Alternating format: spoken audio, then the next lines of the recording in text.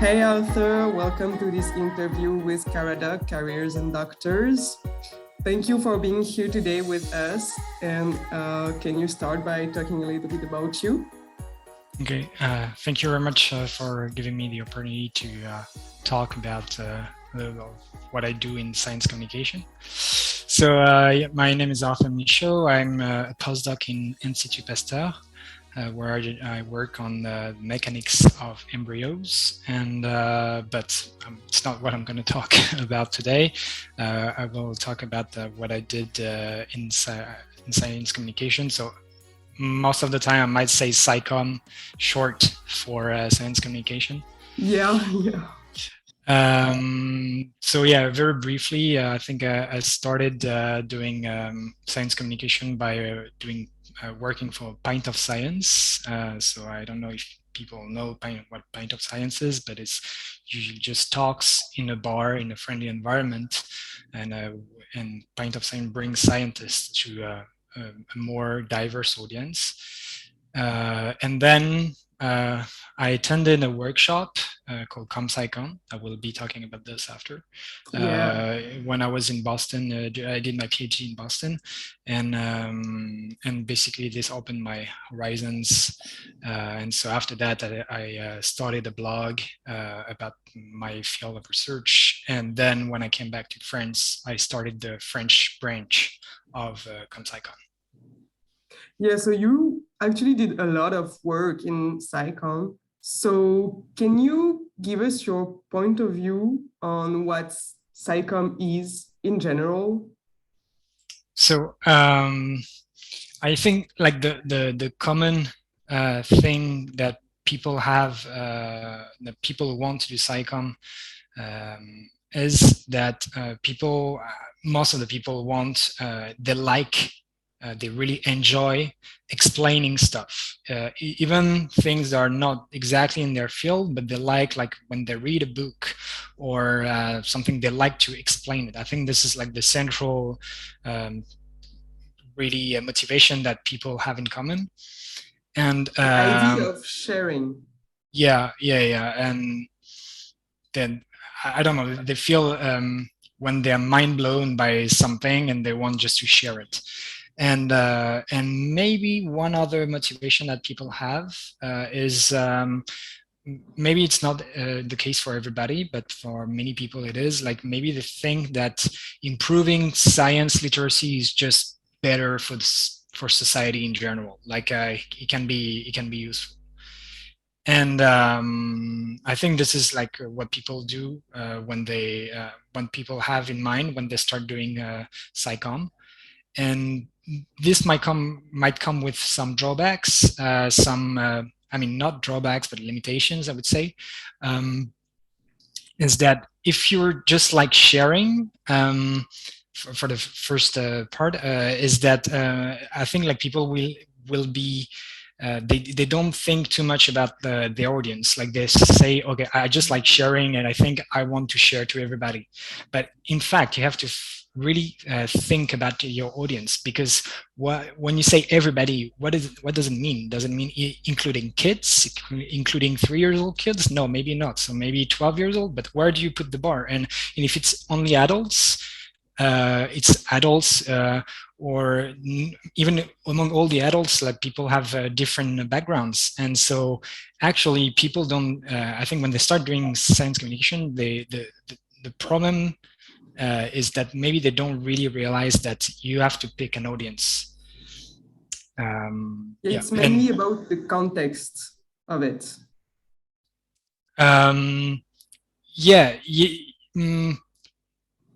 So you can, what I want to say is that you cannot really say, you cannot say I'm going to share it to everybody, even though it would be great.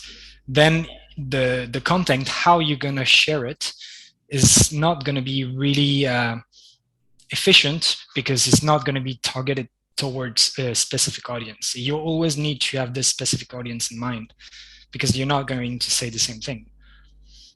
Of course. This is one of the first steps. Yeah. And and about the other thing I was saying in the beginning, so like the other motivation, I would say that also this comes with a limitation of like, yeah, you want to improve society, but I think that also this can be a bit you can have a vague idea about how this is going to improve society, but in fact, most of the what people don't realize is that in science communication, we have people often talk about the deficit model, which means that it's the wrong idea that people don't like science because they don't know science. And in fact, like it has been proved many times that it's not just about feeding people with more science that they're going to like it. And it's the same thing. Like people have some vague ideas of how you're going to improve society through science communication, but actually you need to be clear about what your goals are. You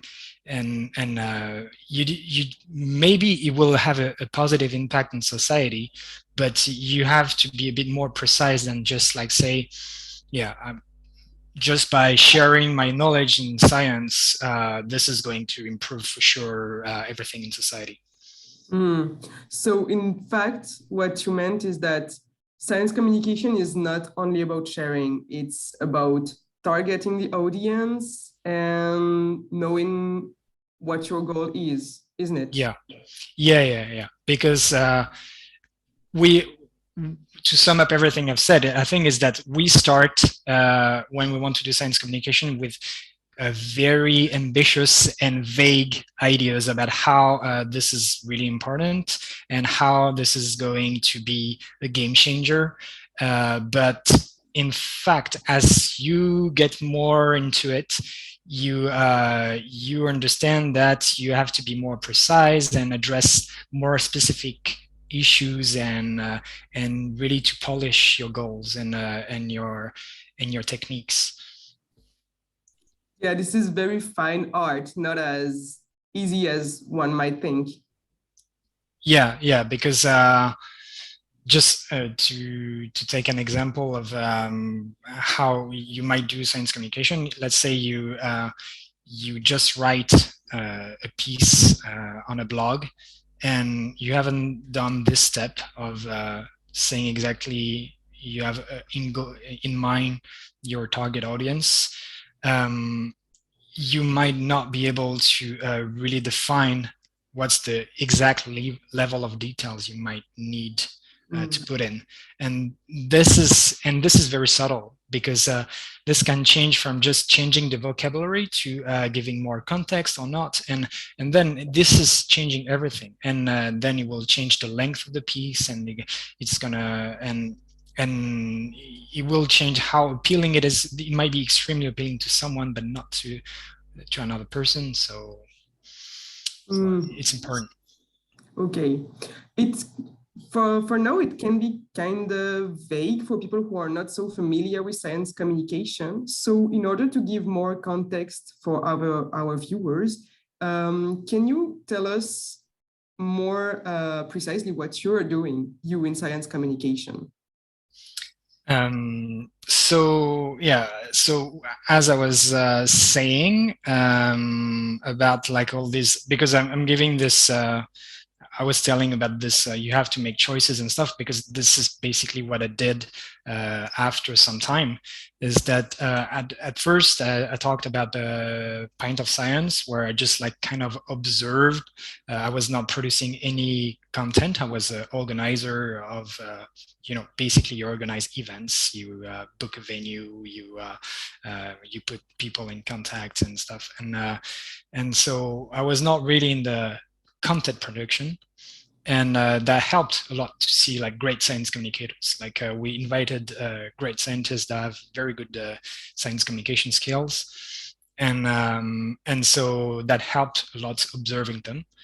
And then after that, I decided to create a blog about my field of research, which is called SoftBites.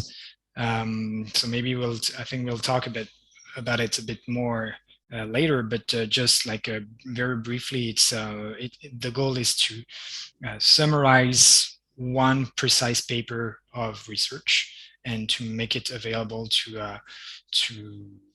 a larger audience of people who are not who just don't read research. And so that was my first content production experience where I could start writing. And so it's pretty nice because like very quickly, I mean, creating a blog, it goes super fast, and just in a couple of weeks, you have content going out there on the internet, and so it goes pretty fast. And then after that, after a couple of years, I did this during my PhD towards the end, like towards the middle of my PhD. And then when I came back to France to start my postdoc, I started ComSciCon France, which is a workshop to train PhD students to science communication skills. Okay, thank you very much. So would you mind telling us more about this ComSciCon, like in detail? So it's in France. Who can apply? What can one find in ComSciCon? Yeah, so ComSciCon is for graduate students, which might sound like it's not very clear what the graduate student is from a European perspective. So it's more of an American term. So basically, I would say in France, I say PhD students, it's easier. And so it's only for them, for this, but from PhD students from all disciplines. And some people also ask us, why don't you open this to postdoc, to engineers, to other people in research? And it's just that basically we cannot, the same thing, you have to target your audience. And so same thing when you prepare a training session, it's better that you know who the participant's going to be.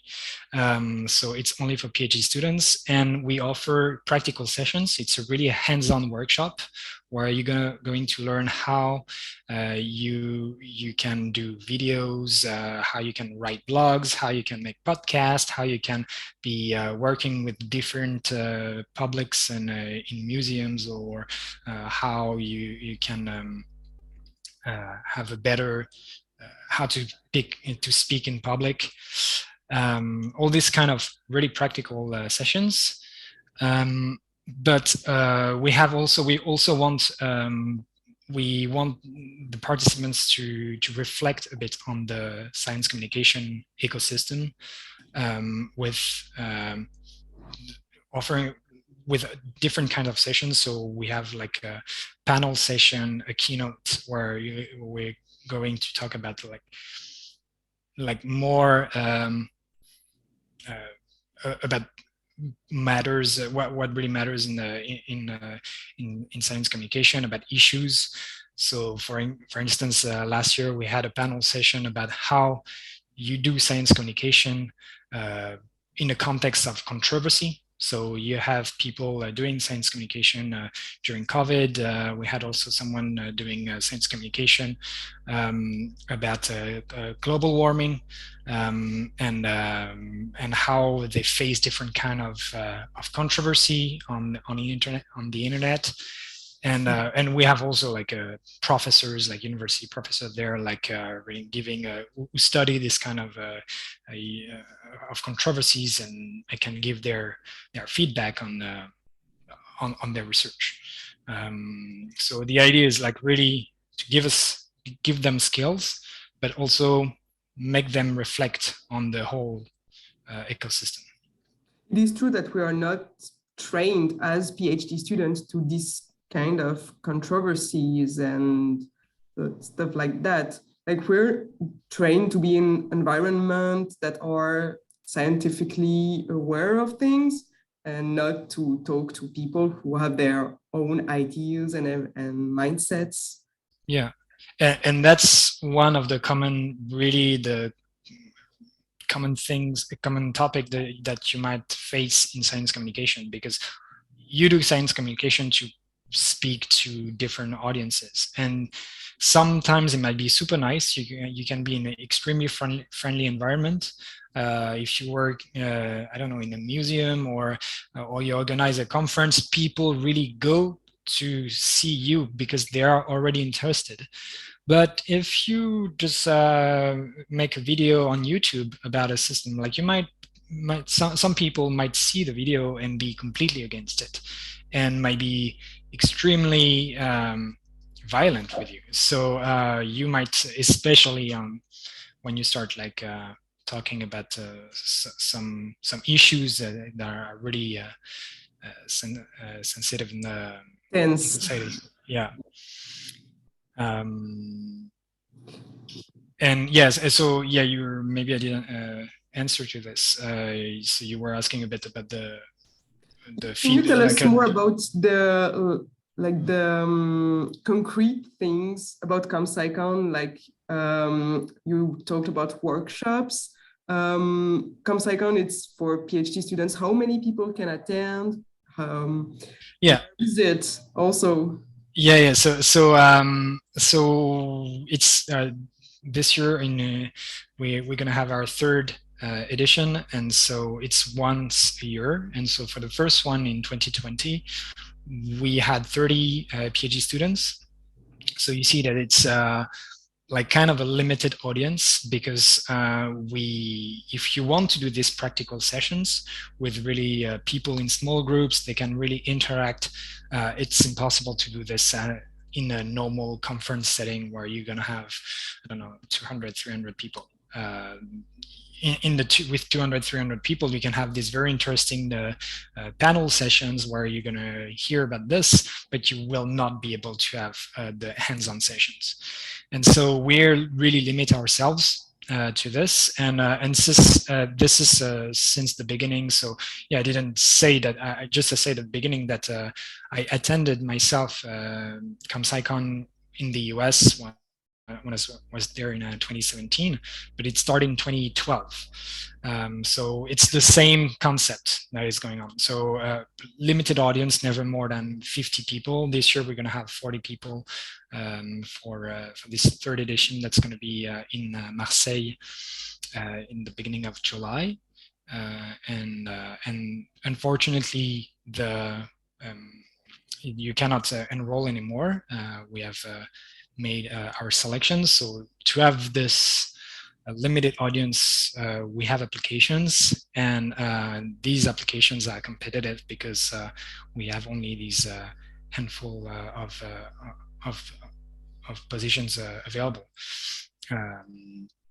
So yeah, we had this year we had a lot of applications, and so it was hard. It was really a tough moment to choose to pick these people. Victim of your success. Yeah. So, but the thing is, it's complicated because even if we wanted to open it more to have a bit more people, we cannot, as I said, we cannot go really. We cannot have 100 people. I mean, it would be very difficult. So then the solution is to have to just spread the concept, and you don't have to have only one event per year, and you can have potentially some events at the level of a university, as it is currently the case in the US. So in the US, you have this major national event once a year, but also you have a lot of regional chapters which are locally organized, and which are smaller events or more events on a precise topic, this kind of things. Yeah, we do have that in Université Paris-Saclay. It's called Skill Up with Cycom. So if you guys are interested, you can find the information on ADUM. And otherwise, for ComSciCon, can you tell us when is it going to be? It's once a year, but when is it going to be? When can we apply for next year's ComSciCon? So ideally for us, it's in July, because it's just before summer, when universities are emptying and we have space for organizing conferences. It's really the time of conferences for everybody anyway, and so we typically open the applications couple of months before that. So this year we opened in 1st of March and closed 1st of April. And it's going to be in Marseille the 7th and 8th of July. And yeah, but the dates, that's this. And but something I didn't mention is also that it's free for students. And this, we cannot do it without having the support of our partners, which are mostly universities. So this year we are mostly backed up by University of Marseille, and different, like the doctoral program, the New School of Marseille, but also we have other private sponsors, like a bank like SDN, or ADUM, also, which is an organization promoting PhDs. Okay, thank you very much for all this information about ComSciCon, and I think that we can find the info on your website. Yeah, so it's france.comscicon.com. We'll put the link in description. Thank you. So ComSciCon is not your only activity in science communication. You earlier mentioned blogging. You mentioned ScienceBites and its French version Papier Mâché. So is there anything you want to add about these blogs, and especially the specificities of the French one? Yeah, so let me first go back to a bit back in history, how all this started. So actually the two projects are kind of linked with ComSciCon, because the people who started ComSciCon are the same people who started a blog about more than 10 years ago now, and it was an astrophysics blog called SoftBites. And these people identify the exact thing I was saying in the beginning, is that you have to pick your audience. And there was a gap basically between the general audience science journalism that really try to speak to everybody, to, like, I don't know, they also have a target audience, but their level is usually, like, I would say, they say that people need to have around middle school level in science. That's basically usually what science journalists have in mind. And between this and the level of hardcore research, there is a gap to fill. And they said, like, let's interest people who are already interested in science. Let's give them a flavor of how science works, and science works by publishing papers. And so they want really to show how a scientific paper, a research paper, looks like. And so they're gonna pick a paper, and they're gonna try to tell a little story about this, but not how you would do in science communication, in science journalism. Usually you would, like, talk about everything. Like, you say, so what's the latest news about quantum physics? And they will tell you about everything about the concepts, the context of research, or in the past, yeah, the whole story. They will have a small interview, and yeah, it will be pretty wide. And here is just like, we assume that people are already interested, so they know kind of the concept, the context, sorry, not the concept, and so they don't have to be reminded too much, and we can just see what the paper looks like, what the research paper looks like. And so that's what we call a bite, because you have a bite of that research paper. And so then after astrobites, there was chem bites, cog bites, particle bites, and I founded SoftBites for soft matter physics. And so that was like now 4 years ago, 5 years ago, and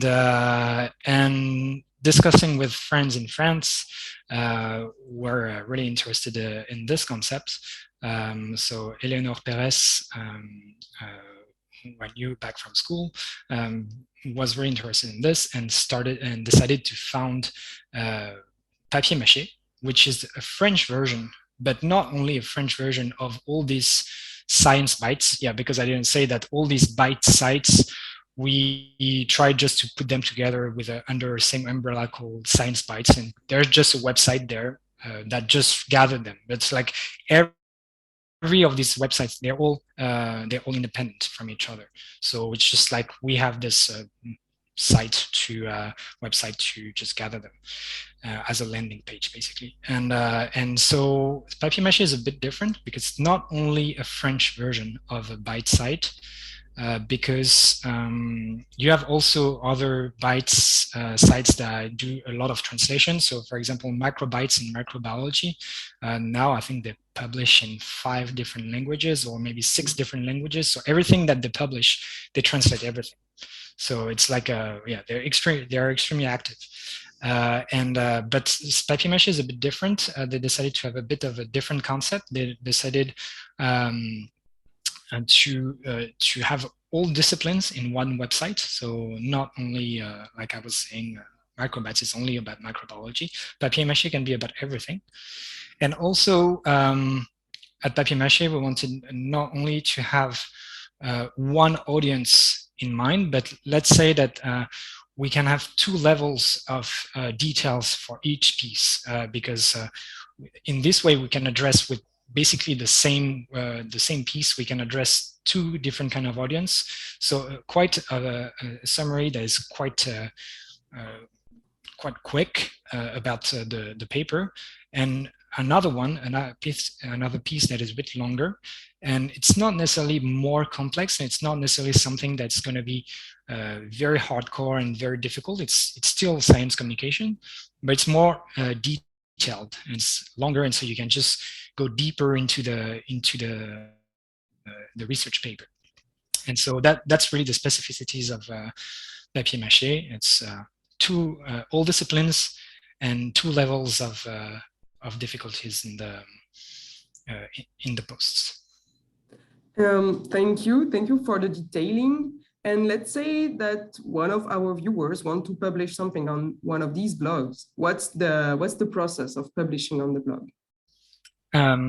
So the process is, so as I was saying, all the websites, all the Byte sites are independent from each other. So they have different processes, but usually they share something quite similar, which is that we all work like small scientific journals.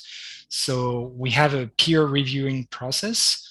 And so that's one also of the motivations of most of the people who are writing, is not only to start doing science communication quite, I would not say easily, but writing is the most accessible way of starting doing science communication.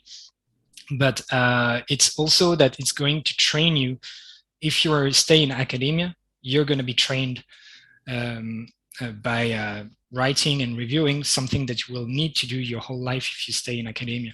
And usually when we start our career as PhD students, we didn't have time yet to write a lot of papers. And so it's really great that very quickly you can start reviewing and writing papers, even though it's not research papers, but you see the whole process. And so we work the same way. We have an editor, we have a content reviewer, we have a style reviewer, and then the post will be published. And so if someone wants to write, can just get in touch with the blog they're interested in. So if it's in French, you can get in contact with Papier-Mâché. If you want to write in English, it can be or about a specific topic.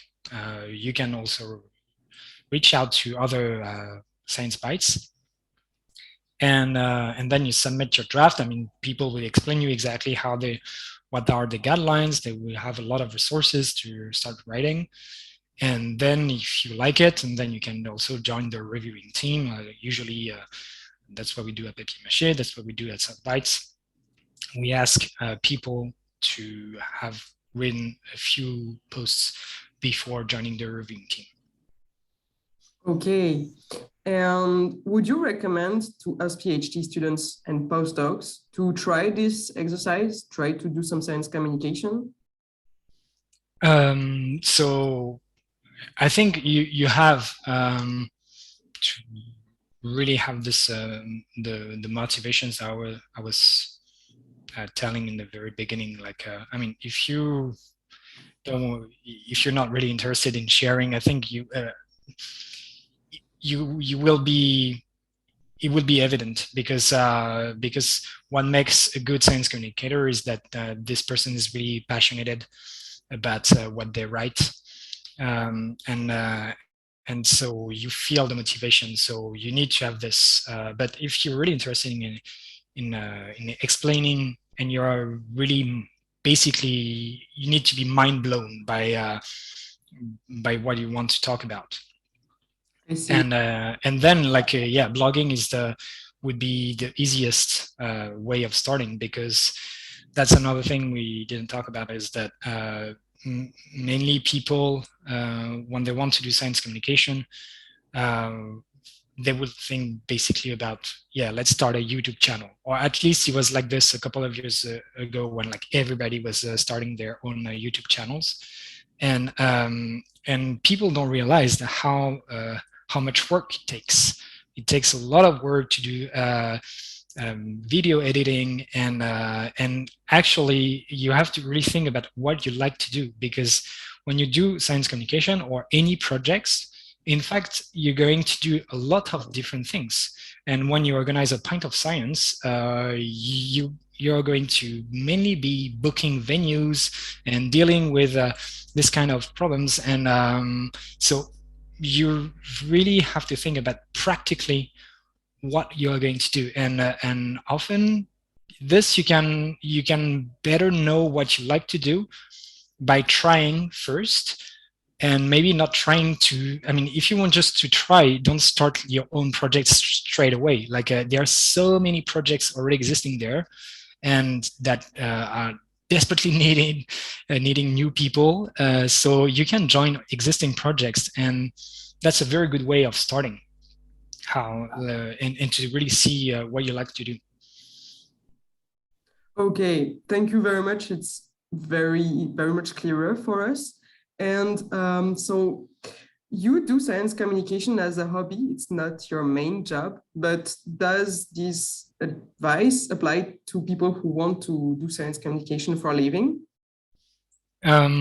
So that's one of the topic we address at ComSciCon, because we have among the participants kind of all profiles: people who wants to stay in academia, people who want to leave academia, people who want to leave academia to do just science communication, or other people who don't want to do science communication for a living. And actually doing science communication for a living is if you leave academia because it's a bit difficult to find a job in science communication, it will be also a bit difficult to find a job. Like Okay. doing journalism is not extremely easy, an easy career. So yeah, it's kind of an independent way of working. So it has its also its challenges. So there are like but there are space for everybody. People are just doing this on the side, and people doing this, people who are really passionate and they say, okay, that's the only thing I want to do. I mean, they thrive in the career. I mean, they can thrive in their career.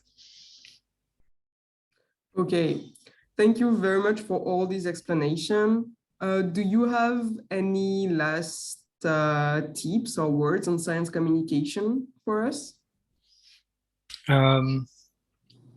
No, I think I would say really just want to say again, like the last thing I said about like joining existing projects, because I think also one of the motivation that one might have is really to have a bit of self exposure, public exposure, and as which is normal when you start when you're young and start your career, you don't exist too much on the social media or stuff, and you want to show yourself to other people. Is it maybe just for from a career perspective, or just because you want to share and to share everything that you have to share. And the problem of this is that it's very tempting to say, I want to do my project. But if you're doing a PhD at the same time, you really have to be self-conscious about how much work is going to take and how the workload during your PhD might vary at some point. And maybe you don't want to be stuck with something that you created yourself. So you have a lot of really feelings and emotions in this project. And so you don't want to let it die. And if you don't want to let it die, you might not be doing the sensible thing, and at some point you might be stuck with it. So that's why I would really try to triple think about this before starting, and that's why like really joining another project before, just like to really think about what you like and you, because before starting you might have ideas that may be wrong about and you might not know existing projects that are exactly the same projects as you want to do. And so that would be my main advice. Start small, you can do it.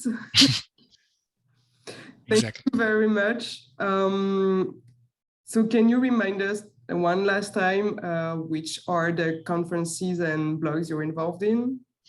Yeah, so the conference is called ComSciCon France, and if you're not in France, or also you're in other countries, there are other ComSciCons, mostly in the US and Canada, but we're trying also to expand to other countries. And Papier Mâché, which is the blog, the French version of the ScienceBites blog, and also SoftBites, the Soft Matter, which is this one in English, the Soft Matter blog I founded. Thank you very much for all your explanation. And it's not so common of a subject. People don't know so much about science communication. So I hope that now they have a clearer idea and maybe you want to get involved in some projects that are already existing. Thank you again for joining us. It was Caradoc, Careers and Doctors. Thank you, Arthur. Thank you. That's my pleasure.